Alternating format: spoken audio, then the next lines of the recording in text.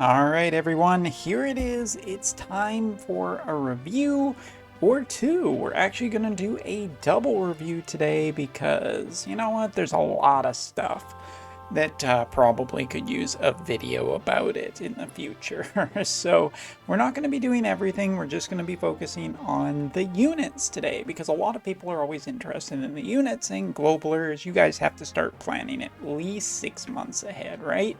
So okay, no slight to anybody in particular, except the people I've mentioned so far. Alright, so let's talk about Terra and Locke. We got two new characters that are coming to the game. Locke, of course, I should say both are 90 cost units. Locke is the free unit. Terra is a premium gacha unit. Locke, so far, fairly easy to build. Actually, the number of shards that you can get just for this guy, if he's the only one you're focusing of the initial two, isn't that bad. It isn't that bad at all. But the big question here is, are these units actually worth it? So we're going to take a look at Terra first and Locke first, but I basically decided already what I feel about certain characters, so that's not really going to change over the course of this video. So let's talk about her. Terra, first of all, she has a brand new sword. She's got this nice little piece of equipment, 150 magic on it, as well as some spirit penetration. Really good for her, as you can see from her stats here. Nice HP, nice magic, decent speed. Everything is actually looking really good. If we take a look and scroll down and see with this current equipment and this current team, she can be a pretty resilient character. And this comes in the fact that she is a wonderful mage. So she has a brand new main job that is basically FF6 original, Blade Soul as a secondary one, which is for rushes, for people who aren't too super familiar with it, and last but not least, Paladin. So kind of gives you an idea of what she is. She's essentially a really tanky mage. And yeah, that's just kind of it. You can see here we have the defensive bracer that's adding to her defense, and her TMR is adding to her defensive stats as well. All of it looks just generally pretty darn nice. And yeah, what else can I say? The Trust Mastery is pretty interesting for its ability because it is an AoE that increases evocation gauge boost for 3 turns for allies. So it's not just her that's giving a summon gauge boost, it's also other people too, and it has double cast, so you can get a lot out of this. It also regenerates 20 AP, but I feel, well, the AP isn't super spectacular because usually you'll want more than just the 20 AP. It's a good recharge, but it's not the big thing I think you're getting here. And Esper Gauge is one thing that is definitely a big thing with this character. Now, going back and talking about her resistances for a little bit, these are pretty boosted with, you know, this party and her equipment. So really, she has 10% slash, 5 pierce, negative 10 to strike, 10% to shooting, and 10% to magic. She is, by all accounts, one of the tankier mages out there. If we were to just summarize Terra's explanation really quickly, she's essentially a better Golbez that is fire element, but a worse version than Renan. And I think that's a pretty accurate way. She is a really strong mage, but she does have a few key weaknesses that we are going to outline quickly. So let's get in and just talk about, first and foremost, her Paladin subjob, because that's a pretty interesting one to have for a mage. It has the stun, it has some of the, you know, defense ups and everything, but the real thing to note is that she has guts in her kit, and that is a big thing, to just essentially avoid fatal damage. Now, she doesn't have any real way of healing, but it does make her a really good frontline fighter, and I think that is enough for her Paladin. Now, I would think that this is a much bigger thing, but because of just how many good guts re-raisers there are kind of on the JP side that have range on them too, and some units even like Noctis that can just, you know, just flat out, if they kill, then they're also going to hit with the secondary shot, and that will get rid of guts. I don't put Terra's survivability too much higher. Against a lot of parties, yeah, she'll be able to take a hit, almost die, and keep going. But there are going to be times where she basically just doesn't do all that much, or like it's just not going to be worth all that much. So yeah, Paladin is good. That's the main thing. Blade Soul has, increase of slash attack and critical. It can debuff the enemy's attack and magic for multiple turns on another ability. It can dispel haste for targets on a plus AoE, as well as dispelling buffs when performing a critical hit. It can decrease bravery with one of its attacks, and it can restore CT when performing a critical hit. Now, honestly, Blade Soul, I just don't know how good it is, because I don't know how good Terra really is at getting a critical hit. I'm sure it will happen some of the time, but is it better than just running Paladin? Or potentially the sub part of her main job? I don't think so. I don't think there's enough critical here for Blade Soul, so I think you're basically getting Blade Soul for a few extra attack abilities and some slash, but I don't think it's going to amount to as much. Now, as for her primary job, why would you run the sub part of this? Well, there is a ability that nullifies silence, confusion, charm, and disable for allies, which is pretty good. I mean, that's quite a few different things, and it is useful to have, some Asuna capabilities. As for her other one, it's just a long-range AoE, and it's pretty nice. It has a 185 modifier, so there is some good stuff in her sub part. It really depends if you can get value out of Guts, I think. But anyway. As for her main part of her job, this is the thing that you really want to run. Now, at her job level 25, her big addition is a physical barrier that works 3 times, has double uses, and it uses TP. So really, again, another survivable ability. Same kind of thing that Renan has, but I think Renan's is not limited only to physical damage, so Renan wins out in that case. As for her really strong one, Mendigo, which becomes Mendigo Plus in her job level 25, it's 100% hit chance AoE, and it's just a 200% modifier, and it increases her magic attack for 3 turns when she gets into EX. One of her strongest abilities for sure, but not a ton of uses on this thing. And well, that's going to be something that we're going to talk about in a second, because if we look at her other big attack ability, where is it? There it is. Viraga Blade is a nice little AoE in front of her. It can inflict disable. It's got Ice Killer on it. It's a 200% modifier, but it only has 3 uses again. Really, Terra's main job doesn't have that many offensive abilities, and Paladin is not going to be a source of really good offensive abilities. As for the other stuff in her kit, it's a lot of, I mean, she has another little tiny attacks right here. That's one of her primary ones, but her other stuff increases like slash attack and magic and slash resistance penetration, and all of that is really good whether you're on a magic slash team or just a slash team. She can slot into multiple different parties. That's great. That's really nice. Another ability that's really cool is this one, which just increases the summon gauge for herself. That's really good too.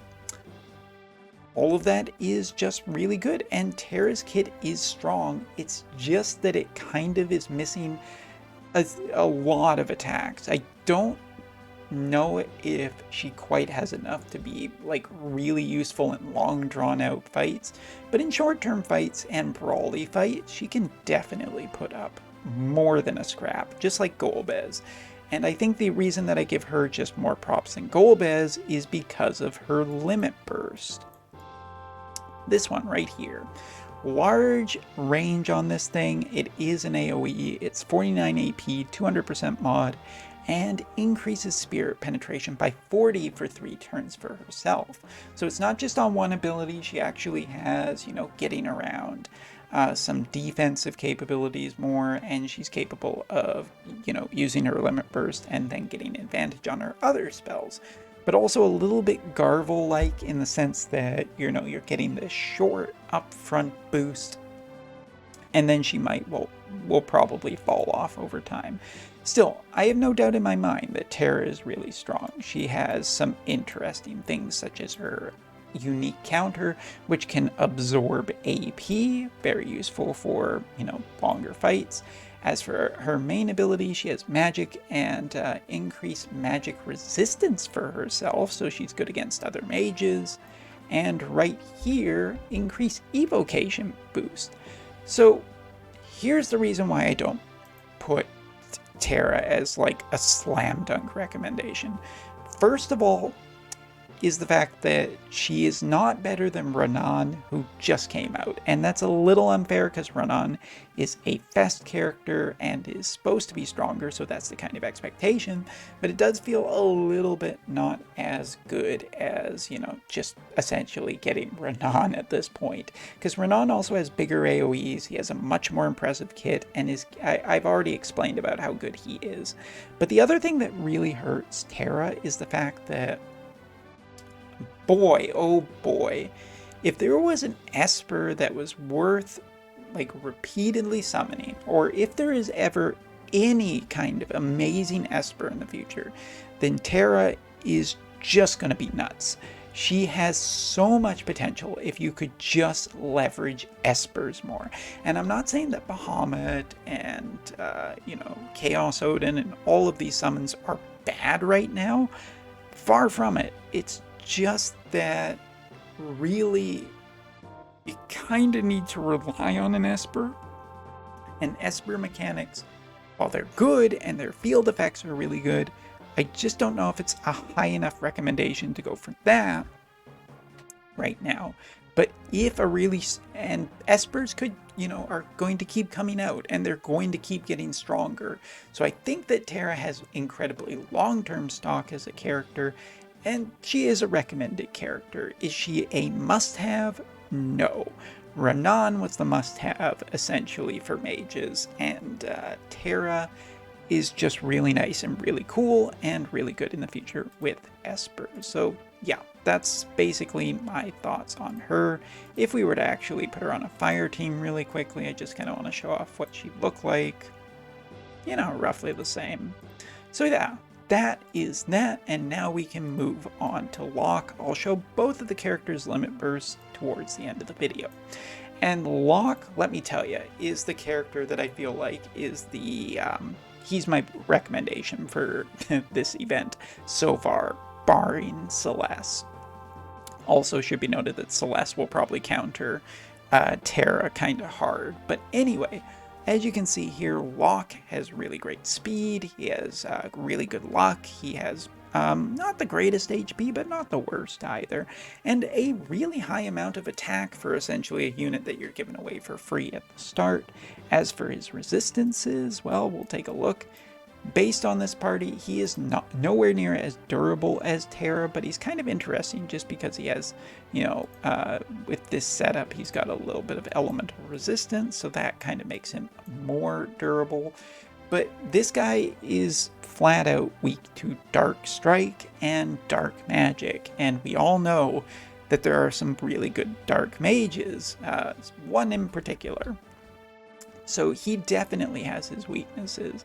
But Locke is far and away from a bad character. First of all, his dagger actually has 20% defense penetration. Secondly, his TMR is just really good. I mean, his master ability decreases his AP, which is really nice. But, HP, it's a hat, so a lot of characters can use it. It has high evasion on it. And the ability is a 20% agility boost for 3 turns and a luck boost of 20% for 3 turns, and you can use it multiple times, and it's AoE.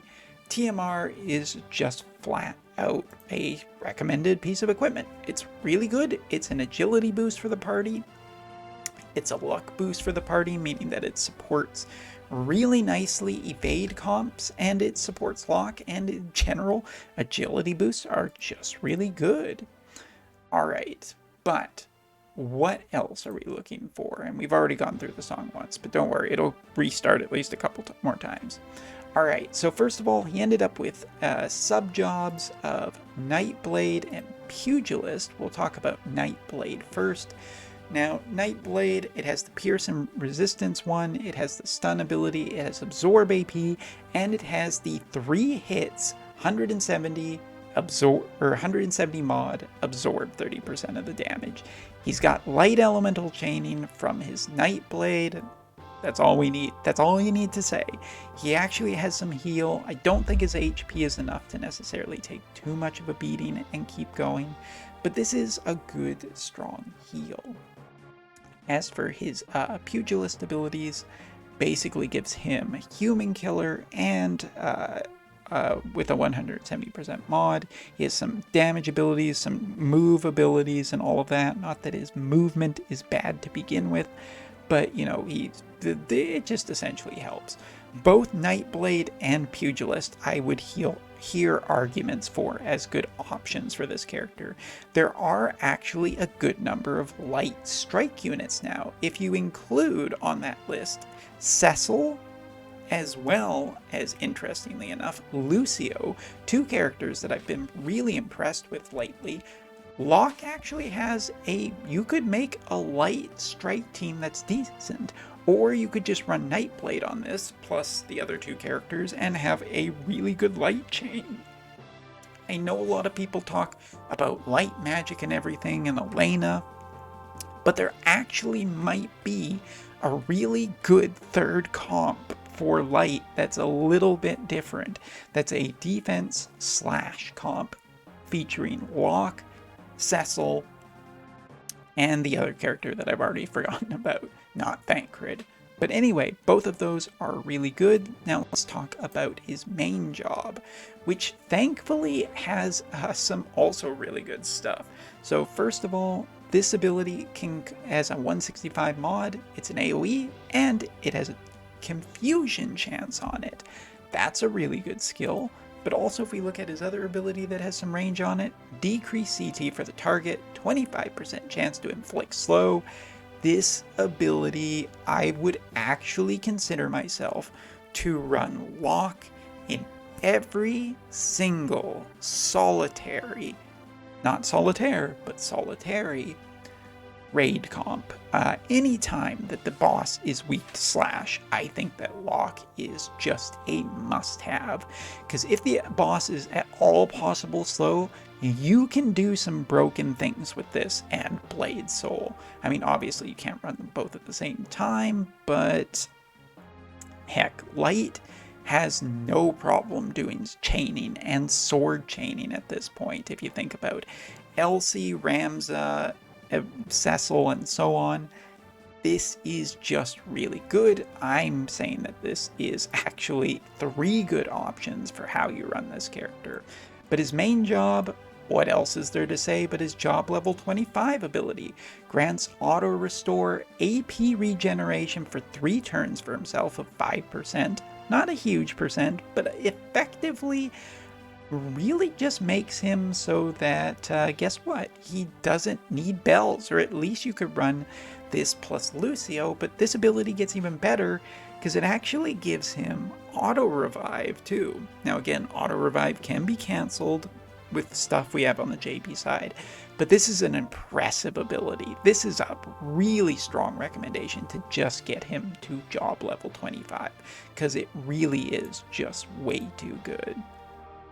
As for other abilities we have, I just want to look for this one, increase single target resistance and increase counter chance.